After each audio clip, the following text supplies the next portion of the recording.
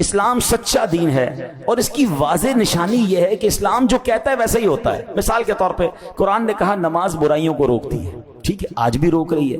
اب 5 وقت صحیح نماز پڑھنے والے کو دیکھ لیں اور ایک بھی نماز نہ پڑھنے والے کو دیکھیں، عموماً میجورٹی آپ کو دونوں میں بہت فرق آئے گا کہ جو پراپر 5 وقت نماز پڑھنے والا ہے وہ بہت ساری برائیوں سے روک رہا ہوگا، کیونکہ نماز اسے برائیوں سے روک رہی ہے۔ تو قرآن نے کہا نماز برائیوں سے روکتی ہے، آپ اپنی آنکھوں سے نتیجہ دیکھ لیں۔ اسی طرح اسلام کہتا ہے سود معاشیات کو تباہ کر دیتا ہے، سود جہاں ہوگا وہاں کی معیشت تباہ ہو جائے گی۔ اب آپ دیکھ لیجئے سودی لین دین سے معاشرے میں بحران پیدا ہو جاتا ہے۔ جو لوگ سودی کاروبار کرتے ہیں ہم نے ان کے گھر بکتے دیکھے، فیکٹریاں بکتے دیکھی، تباہی آتے دیکھی۔ قرآن نے کہا، اسلام نے کہا، نتیجہ ہمارے سامنے ہے۔ جو قرآن کہتا ہے، جو اسلام بتاتا ہے، نتیجہ اپنی آنکھوں سے دیکھ لیں۔ اسی طرح اسلام کہتا ہے تم اللہ پاک کے فرما بردار ہو جاؤ، تمہیں دنیا اور آخرت میں بلندیاں عطا کر دی جائیں گی۔ اب اس کی مثال دیکھ لیں، جو قرون اولا ہے، صحابہ کا دور ہے، تابعین کا دور ہے، ارے سبحان اللہ 10 سال نہیں گزرے تھے مگر وقت کی سپر پاور اس وقت روم اور ایران جو تھے وہ مسلمانوں کے قدموں کے نیچے تھے، اور وہاں اسلامی سلطنت قائم ہو گئی۔ کیوں؟ اسلام پر عمل کیا، قرآن پر عمل کیا، اللہ نے عروج عطا فرمایا۔ حضرت عمر بن عبدالعزیز کا صرف 2.5 سال کی حکومت کا دور تھا۔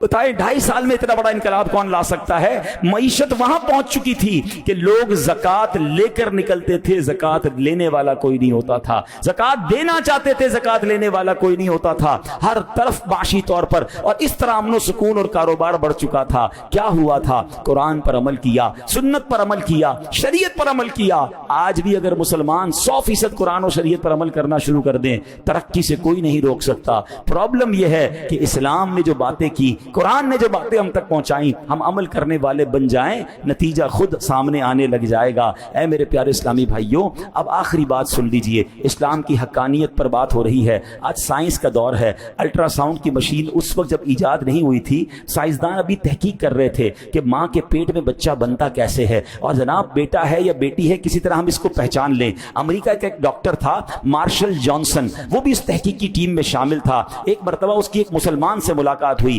ملاقات کے دوران مسلمان نے قرآن مجید کی ایک آیت سنائی، وَقَدْ خَلَقَكُمْ أَطْوَارًا، ترجمہ حالانکہ اس نے تمہیں کئی حالتوں سے گزار کر بنایا۔ ڈاکٹر جانسن کرسی پر بیٹھا تھا، جب اس نے آیت سنی کھڑا ہو گیا، کہتے ناممکن ہے، قرآن میں ایسی آیت نہیں ہو سکتی۔ مسلمان نے اسے وہ آیت دکھائی اور مزید آیتیں دکھائیں جس میں اللہ نے انسان کی تخلیق کے مرحلے بیان کیے کہ ماں کے پیٹ میں بچہ کس کس طور پہ آگے بڑھتا ہے۔ وہ سنتا گیا اور پھر کہتا ہے یا تو تمہارے نبی محمد صلی اللہ علیہ وسلم کے پاس الٹرا ساؤنڈ کی مشین تھی، وہ پہلے الٹرا ساؤنڈ لگاتے تھے اور پیٹ میں ماں کے یہاں بچہ کیسے بنتا ہے، پھر یہ آیتیں انہوں نے لکھی ہیں۔ اور اگر 1400 سال پہلے تو پاسبل نہیں ہے مشین ہوگی، تو میں اس بات کو مانتا ہوں کہ وہ اللہ کے سچے نبی ہیں۔ قرآن اللہ کی کتاب ہے، یہ کلام اللہ ہے۔ انسان کو تو آج پتا چلا ہے، تمہارا قرآن 1400 سال پہلے بتا رہا ہے کہ بچہ کس طرح ماں کے پیٹ میں بڑھ رہا ہے۔ تو ایسی ایسی دلیلیں ہیں کہ جو جتنا قرآن میں ڈیپ ڈاؤن جاتا ہے،